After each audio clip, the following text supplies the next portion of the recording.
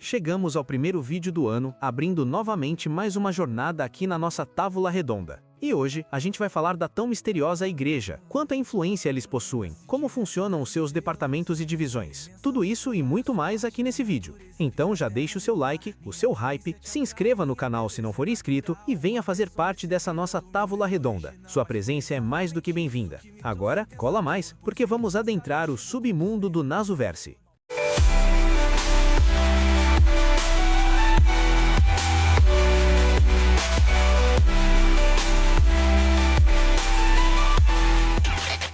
Para a gente entender como a Santa Igreja funciona, temos que entender o que ela é.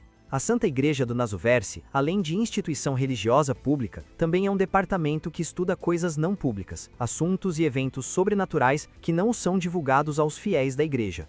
Esse lado mais oculto da Igreja é um departamento voltado para estudar os mistérios do mundo, a tal ponto que eles até possuem uma relação tênue com a Associação dos Magos. O que difere um pouco do lado público da Igreja, que é focado em ajudar os pobres, os doentes e todos os necessitados.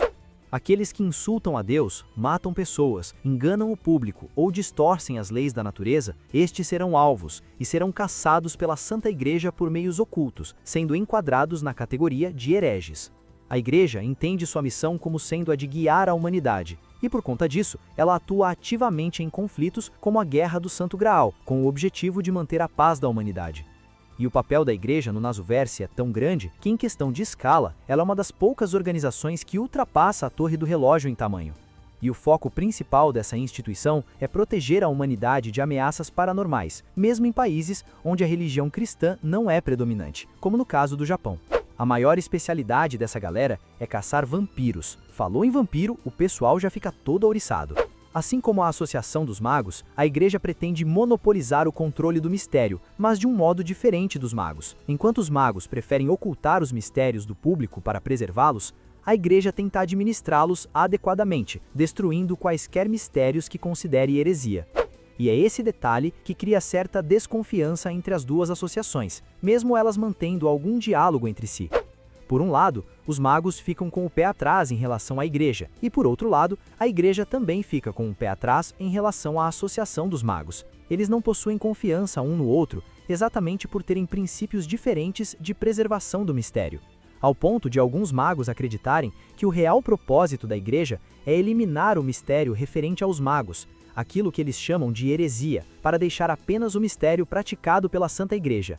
E sim, meus amigos, aqueles associados à Santa Igreja do Nasuverse também praticam um tipo de magia, normalmente referido como Magecraft de sacramentos.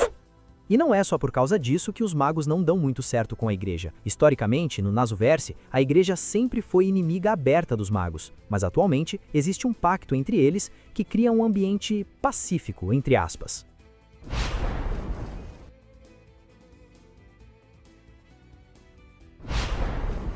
O único momento em que você poderá ver um trabalho conjunto entre a Igreja e os magos é justamente quando surgem vampiros.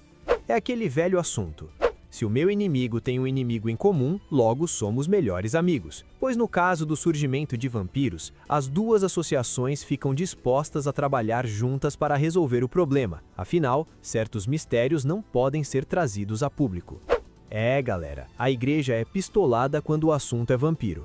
Tanto que existem os chamados executores para cuidar desse tipo de problema, e até um departamento específico para a eliminação de vampiros. Esse departamento é chamado de Agência de Sepultamento. Isso só para vocês terem uma ideia do quanto eles são pistolas nesse negócio, embora exista uma razão para isso. Eu explico melhor no vídeo sobre vampiros. A outra área em que a Igreja também atua é o Magecraft, como eu já mencionei. Esse Magecraft é chamado de Teoria Taumatúrgica da Igreja, palavras e ensinamentos sagrados. E embora essa taumaturgia seja classificada como Magecraft, ela não é o mesmo Magecraft praticado pelos magos. Essa taumaturgia torna possível o uso dos chamados sacramentos, direito exclusivo da Igreja. O Magecraft praticado pelos magos é um tipo de feitiçaria que depende do uso de fundações mágicas externas. Já expliquei isso aqui no canal, inclusive. Já os sacramentos da Igreja são voltados para destruir e atacar o mistério, usando palavras sagradas e ritos sagrados. Por causa disso, a Igreja sequer gosta de associar seus sacramentos à magia, pois a magia é considerada uma arte herética e, portanto, não pode ser vinculada aos ritos. Mas isso é mentira, porque, querendo ou não, é magia. Tanto que os executores são treinados em técnicas como reforço e telepatia, embora essas técnicas recebam o nome de sacramentos. Mas isso é porque eles não querem vincular o seu Magecraft ao Magecraft dos magos, tanto que eles usam eufemismos no lugar de alguns termos usados no mundo da magia. Por exemplo, o que é chamado de energia mágica pelos magos, para a Igreja, essa força é chamada de energia sagrada. Mas na prática, são basicamente os mesmos métodos usando caminhos diferentes. Mas não pense que essa instituição é apenas isso. Eles possuem vários agentes infiltrados em centros governamentais para descobrir eventos paranormais e então tomar medidas para combatê-los sem chamar a atenção de outros, mantendo o mistério sempre oculto. Na Guerra de Fuyuki, isso fica bem evidente. Agentes da Igreja infiltrados nas autoridades da cidade manipulam as informações para encobrir os danos causados pelos combates entre Servants.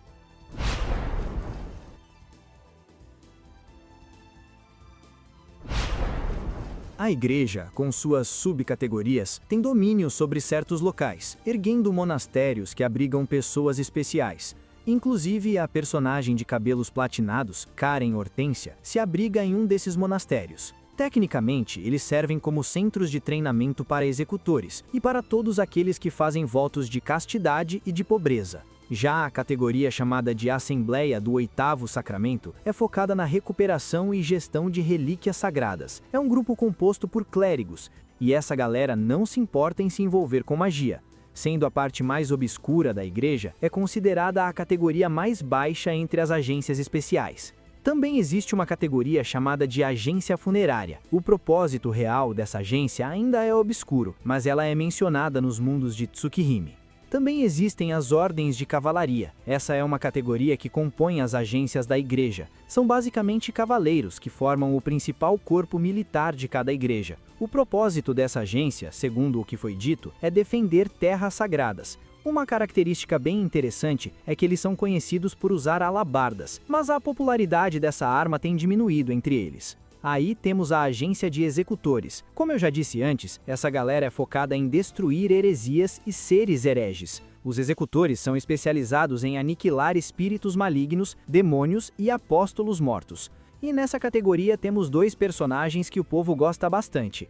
A nossa garota de cabelo azul, Ciel, e o padre amado e odiado, Kotomini. Saindo da agência de executores, temos também a agência de exorcistas. Essa categoria da Igreja é formada por um grupo de sacerdotes. Eles também são considerados executores, mas de uma forma diferente. Enquanto os executores são pessoas especializadas em aniquilar espíritos e heresias, esse grupo é especializado em exorcizar demônios. Ou seja, eles não aniquilam, eles exorcizam. E nessa categoria temos a Karen Hortência como ajudante, porque ela possui uma habilidade especial nesse sentido. Ela funciona como um rastreador de possessões, ou seja, se ela estiver em uma região onde há pessoas possuídas, o seu corpo imitará os efeitos finais que o possesso eventualmente terá, e com isso, obviamente, o possesso pode ser rapidamente identificado. E por fim, temos uma última agência, que possui ligações com a Igreja, mas não faz parte diretamente dela. Os Templários são uma ordem de cavalaria poderosa dentro da Igreja, que apareceu apenas em Fate Prototype. E embora eles tenham certa conexão com a Igreja, eles mantêm uma ordem pequena e independente, com lealdade apenas a si mesma. E como os outros departamentos, eles combatem heresias, porém de uma forma muito mais radical. Sua ligação com a Igreja é tão profunda que eles chegam até mesmo a emprestar alguns de seus caçadores de hereges para a Igreja quando necessário. E esse é o geral que vocês precisam saber sobre a Igreja. Logo mais a gente vai falar de outros detalhes que fundamentam essa organização. Espero que esse vídeo tenha ajudado vocês. Qualquer dúvida ou sugestão, deixe na área de comentários que eu estarei lendo e respondendo. Não se esqueça de conferir sua inscrição e balançar o sininho de Avalon para não perder nenhum vídeo. De resto, meus amigos, eu agradeço a todos os mestres e servos que me acompanharam até aqui, e também a todos os novos companheiros que enviaram esse vídeo aos seus amigos. Até o nosso próximo vídeo, fui, valeu e tamo junto!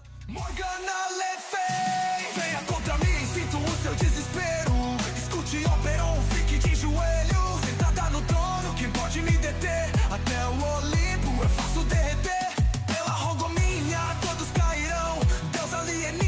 te darei perdão.